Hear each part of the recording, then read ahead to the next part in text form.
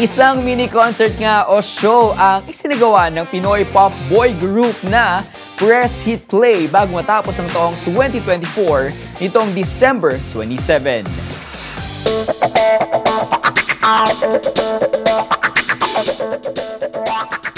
May titulo itong Forever na ginawa sa isang event play sa Cubao, Quezon City. Ito umano ang kanilang pasasalamat at treat sa ibang or sa isang taong suporta sa kanila ng kanilang mga fans. Ang nasabing P-pop boy group ay binubuo ni Charles, Yuki, JP at Seb.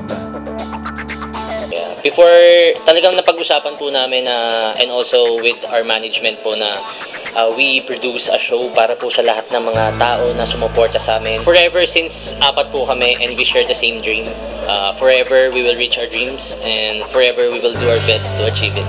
Since this is our first ever year-end show, maririnig ng fans namin almost lahat ng songs na ni-release namin since debut, and also may mga songs na maririnig din sila for the first time.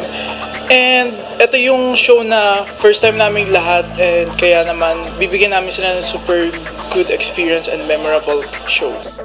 Ibinida din ng grupo ang kanilang viral single nitong 2024, ang Lampara. And because of that po, marami po kaming nakuha opportunities. Kaya siguro isa din yun sa rason bakit nagkaroon ng year-end show po. Asa ang grupo sa maraming blessings pa sa kanila ngayong bagong taon.